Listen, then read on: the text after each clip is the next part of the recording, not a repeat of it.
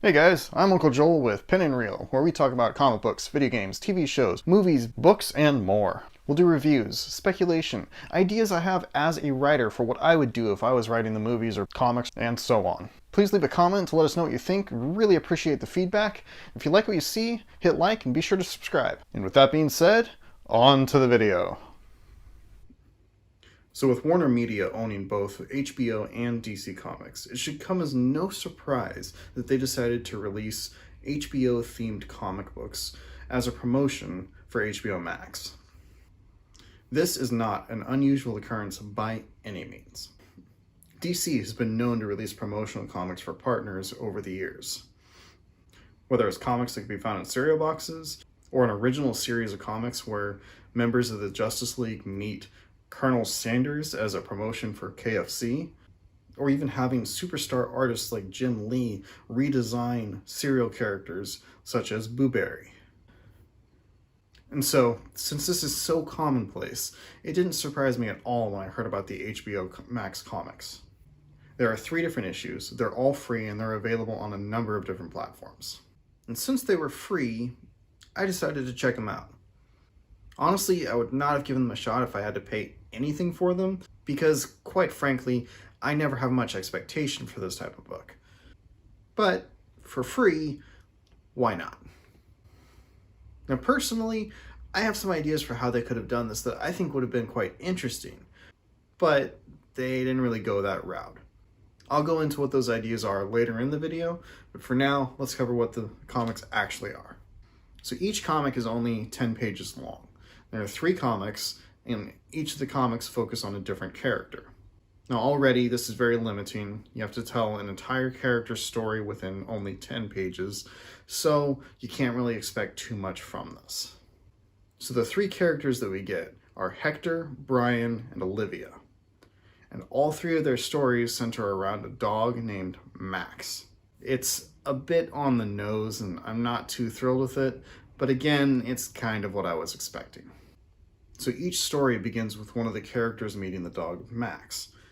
And upon meeting the dog Max, they look at his collar, learn his name, and then almost immediately the dog disappears and they're left with this purple remote control in their hand that says Max on it.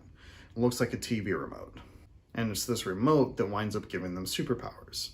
They get this spacesuit-like costume, and they're given superpowers that they have to cycle through because they can only use one superpower at a time. It's a bit cheesy, and there doesn't seem to be any real limitation to what powers they can use.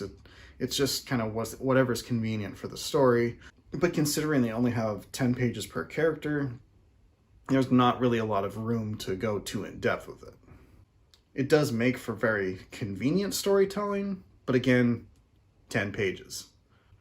And as you progress through the different books, you wind up getting references to the different series and movies that are going to appear on HBO Max, from Friends to Looney Tunes to The Matrix to Game of Thrones and so on.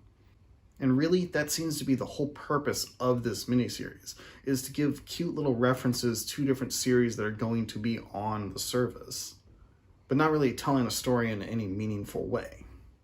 As it is, the comics that they give us are just kind of mediocre. There's nothing too interesting, nothing too compelling.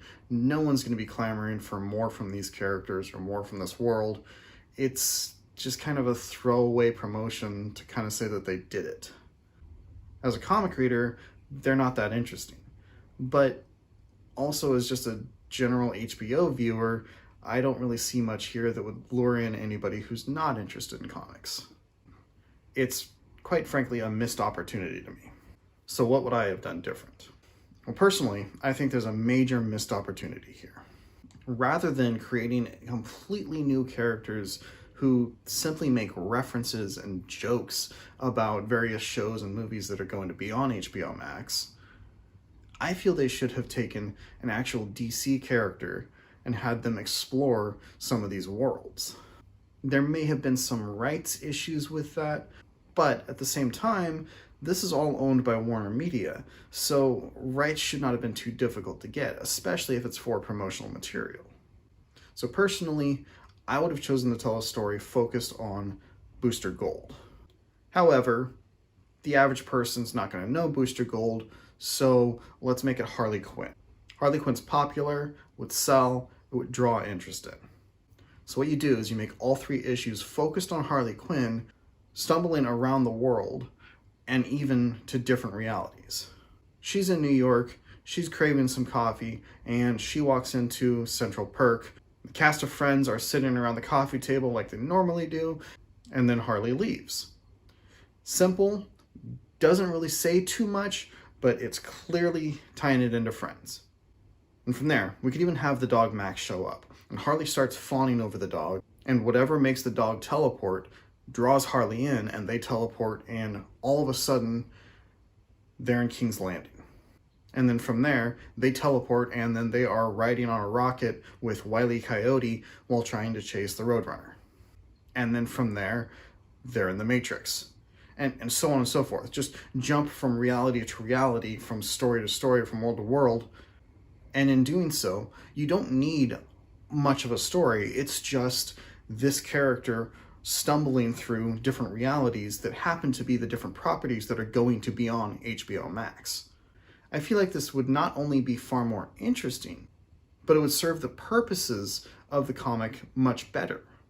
As opposed to getting simple jokes or references to different series and movies, we would actually get brief snippets as seen through the eyes of the ever-popular Harley Quinn. And doing so would serve to not only promote HBOMax, but also promote DC Comics.